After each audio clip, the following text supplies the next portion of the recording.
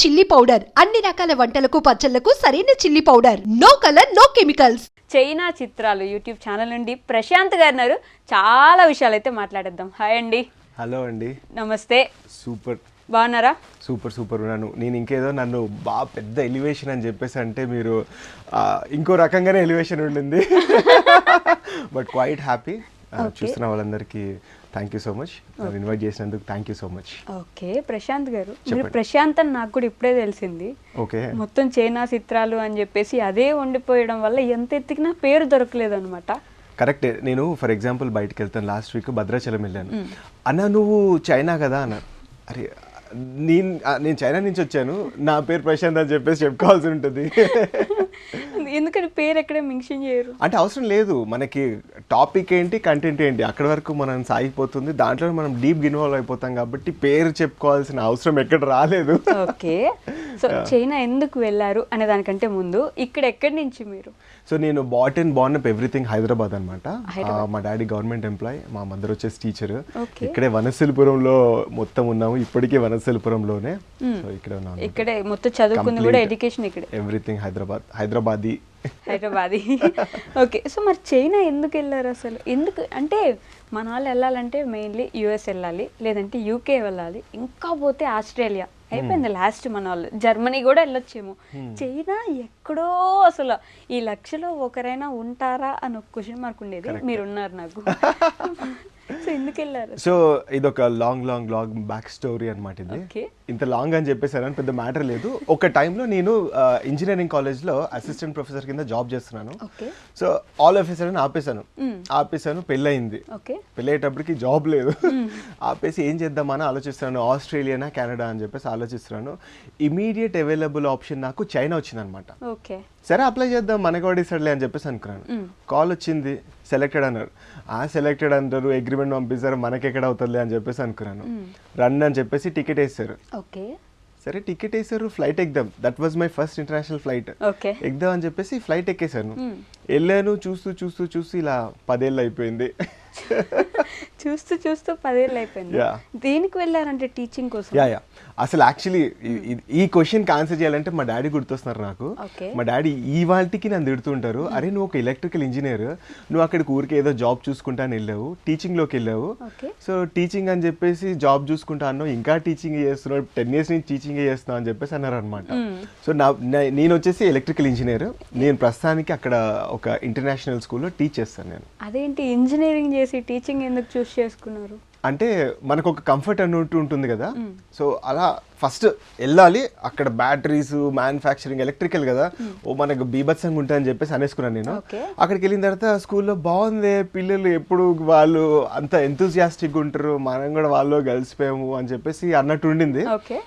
సరే కంటిన్యూ చేద్దాం అనేటప్పటికి చెప్పాను కదా 10 years.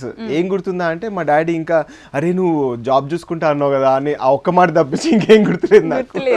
10 సంవత్సరాల నుంచి టీచింగ్ లోనే ఉన్నాను. ఇక్కడ అప్లై చేసుకున్నారు టీచింగ్ కి? ఎస్. ఎలా అప్లై చేస్తారు మామూలుగా ఇక్కడ? సో యాక్చువల్లీ మా పిన్ని ఉంటారు అనమాట అక్కడ, తను అక్కడే చైనాలో ఉన్నారు. సరే చూస్తా అన్నారు కదా, జస్ట్ అప్లై చేయని చెప్పేసి అలా అప్లై చేశాను. ఇంకో ఫ్రెండ్ కూడా ఉన్నారు, చేయరా అని చెప్పేసి అన్నారు. సరే అని చెప్పేసి చేస్తారనమాట. వచ్చింది అంతే, ఆల్ ఆఫ్ ఏ సడన్.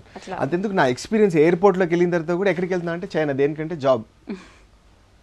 పై ఇంకెక్కడ దొరకలేదా నీకు అన్న ఫేస్ పెట్టాడు అతను. నాకు ఇప్పుడు గుర్తుంది ఆ ఫేస్. ఈ చైనా అని చెప్పేసి అంటుంటే అట్లా. సో మీ ఫ్యామిలీ మొత్తం చైనాకి ఒక్కొక్కరు వెళ్ళిపోతున్నారు అట్లా. మీ పిన్ని ఎక్కడ, మీరు, మీ వైఫ్, పిల్లలు అందరినీ. పెళ్ళి 2015లో అయింది. 2015లోనే అలానే చైనా ఎక్కేసాను. దాని తర్వాత మా బాబు పుట్టాడు. వాడు 1 year కాకముందు వాడు చైనా వచ్చాడు. వాడు 9 birthdays అయినాయి. ఒక్క బర్త్డే కూడా ఇండియాలో అవ్వలేదు, అన్ని చైనాలోనే అయినాయి. అయ్యో, సిటిజన్ కూడా ఇప్పుడు ఇంకా అక్కడే తీసుకోలేము. అదొక్కటి లేదు ప్రస్తుతానికి, సిటిజన్షిప్ అయితే లేదు. మీరు అడగక ముందే కూడా చెప్పేస్తున్నా నేను. మా పాప కూడా అక్కడే పుట్టింది, చైనాలోనే. సో అక్కడ పుట్టిన తర్వాత కూడా మనకి ఏం సిటిజన్షిప్ అనేది ఇవ్వరనమాట. వచ్చావు ఉండు వెళ్ళు అంటే వెళ్ళిపో అని చెప్పేసి అంతే, తప్పిస్తే citizenship, birth rights, green cards, yellow cards ఏం లేవన్నమాట. అదేంటి కొన్ని ఇయర్స్ మాత్రం మనం అక్కడ ఉండి మన వాళ్ళు అక్కడే పుడితే ఖచ్చితంగా ఉంటుంది కదా? అదే మనము అంత రొటీన్ అవుతాయి అనుకుంటాం కదా, అవన్నీ వేరే కంట్రీస్ తేడాగా అవుతాయి కదా, అదే చైనా అనమాట.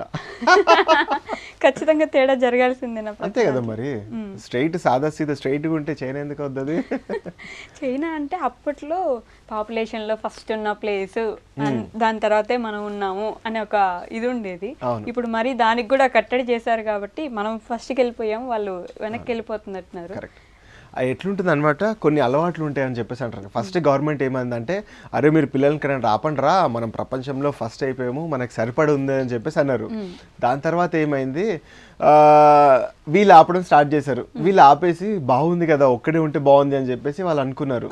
ఇప్పుడు లేటెస్ట్గా కనండ్రా బాబు, మనదంతా ఏజింగ్ పాపులేషన్ అయిపోతుంది, మనకి పిల్లలు లేరు, కాంపిటీషన్ అయిపోతుంది, కనండ్రా అంటే మేము కనము, మేము ఇంతే అని చెప్పేసి ఇప్పుడు వాళ్ళు అసలు ఇంట్రెస్ట్ పోయింది సార్. లేదు, రెండు డబ్బులు ఉన్నాయంటే మనమే వేరే కంట్రీ చూద్దాం, మనమే ఎంజాయ్ చేద్దాం అన్నట్టుంది. కానీ పిల్లల అమ్మో వాళ్ళకి ఫీజులు కట్టాలి, వాళ్ళకి ఇవి ట్యూషన్లు అవి వగేరా వగేరా అని చెప్పేసి అంటే మా కుదర అవుదండ అని చెప్పేసి ఉన్నారు వాళ్ళు. ఓకే, ఇప్పుడు మీరు పిల్లలు కనండి, మీకు డబ్బులు ఇస్తామంటున్నారు, ఎవ్రీథింగ్ ఇస్తున్నారు, అయినా కూడా పిల్లలు కనట్లేదు. డబ్బులు వాళ్ళు రిటర్న్ ఇస్తున్నారు ఇప్పుడు. ఓకే, కానీ అయినా కూడా కనట్లేదు. ఎందుకని? ఇంకొద్దు మాకు, ఇంకొద్దు. ఇంకా అదే నేను చెప్పాను కదా, డింక్ పాలసీలో ఉన్నారనమాట వాళ్ళు. Double income, no kids. So డబ్బులు వస్తాయి, మనం ఎంజాయ్ చేద్దాము, సరే సాగిన రోజులు సాగనిద్దాము అని చెప్పేసి వాళ్ళు ఉన్నారు. మంచిగా ఇంటర్నేషనల్ ట్రిప్లు వేసుకుంటున్నారు, వాళ్ళకి నచ్చిన బ్రాండ్స్, వాళ్ళకి నచ్చిన ఫుడ్, డబ్బులు, హ్యాపీగా లైఫ్ని ఎంజాయ్ చేద్దాం అని చెప్పేసి అనుకుంటున్నారు. పిల్లలు అంటే అది ఒక ఎక్స్ట్రా బర్డెన్ అని చెప్పేసి చాలా మందికి ఉంది కదా ఈ మధ్య కాలంలో. సో అట్లా ఉందేమో మరి. ఓ నైస్, చైనా బాగా డెవలప్ అయిపోయింది అయితే. ఫుల్గా గవర్నమెంట్ ఇప్పుడు చాలా ఇన్సిస్ట్ చేస్తుంది పిల్లలు కనంటారా అని, కానీ పరిస్థితులు లేరు. అండ్ ఇంకొక విషయానికి వచ్చి, మనకంటే ఎప్పుడు ఒక 10 సంవత్సరాల ముందు ఉంటుంది టెక్నాలజీలో చైనా అని అంటారు. ఎంతవరకు నిజం అది? అది 100% కరెక్ట్. 10 సంవత్సరాలు అనేది ఇంకా తక్కువ, 20 years ముందుంది. నేనేదో ఇక్కడ చైనాని పొగుడుతున్నాను కాదు, ఉన్న వాస్తవం చెప్తున్నాను అనమాట.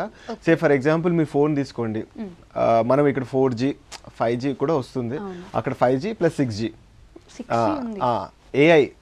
ఏఐ భయంకరంగా డెవలప్ అయింది ఇప్పుడు అక్కడ. అంటే ఒకసారి మీరు అక్కడికి వస్తే ఇక్కడ నుంచి చూసిన పర్స్పెక్టివ్ వేరు ఉంటుంది. ఇక్కడ నుంచి చూస్తే చైనా అన్నట్టు ఉంటుంది, అక్కడికి వెళ్ళిన తర్వాత అబ్బో చైనా ఇంతుందా అని చెప్పేసి ఉంటుంది అనమాట. నూడిల్స్ హైవేస్ ఉంటాయి. ఓకే, అంటే ఫర్ ఎగ్జాంపుల్ ఇప్పుడు మనం పంజాగుట్టకు వచ్చాము అని చెప్పేసి అంటే, ఒక సర్కిల్ ఉంది కదా, అక్కడ ఒక ఒక ఒక 12-16 సర్కిల్స్ ఉంటాయి, 24 సర్కిల్స్ ఉన్నాయి ఒక దగ్గర. అందుకే దాన్ని నూడిల్స్ అంటే టాప్ వ్యూలో చూస్తే ఏదో మన కప్లో నూడిల్స్ ఉంటాయి కదా ఆ రకంగా ఉంటుంది అనమాట. సో అంత సోఫిస్టికేటెడ్, అంత ఇన్ఫ్రాస్ట్రక్చర్. మళ్ళీ చైనాని పొగుడుతున్నాను కాదు, ఉన్నది చెప్తున్నాను. ఎందుకంటే మీరు ఇంట్రడక్షన్ లో చెప్పారు కదా మన శత్రు దేశం అని చెప్పేసి, కొంచెం అలాంటిదే కదా ఎప్పుడు అది ఉంటుంది మనకి వాళ్ళకి డెఫినెట్లీ. బట్ నిజంగానే టెక్నాలజీ విషయంలో ఎందుకు అంత ఫాస్ట్గా ఉన్నారు? మళ్ళీ సాటర్డే సండే వర్కింగ్ చేయరు, ఆ 5 days చేస్తారు, ఖచ్చితంగా లిమిటెడ్ అవర్స్ వర్క్ ఉంటుంది వాళ్ళకి అంటారు. ఇది చెప్పే ముందు నాకు ఒక్క విషయంలో చైనా మీద కుళ్ళు ఉంది నాకు. నైట్ షిఫ్ట్ చేయరు. ఇక్కడ చూస్తే అరే మామ కలుద్దాం రా అంటారు, ఇప్పుడే ఇంటికి వచ్చిన నిద్రపోతున్నారా, సరే రాత్రి చాయ్ పోదాం రా అంటే అరే ఇప్పుడే షిఫ్ట్ స్టార్ట్ అయిందిరా అని చెప్పేసి అంటారు. అంటే ఇక్కడ నైట్ షిఫ్ట్స్ విపరీతంగా ఎక్కువ. అక్కడ టిల్ డేట్ 10 yearsలో నేను నైట్ షిఫ్ట్ అనేది చూడలేదు, because they don't work for US or UK. Okay, so అందుకని నైట్ షిఫ్ట్స్ అనేది అక్కడ లేవు అని చెప్పేసి అనాలి. మేబీ అక్కడిక్కడ 1-2% ఉండొచ్చేమో, బట్ అసలు మేజర్గా అయితే లేదు.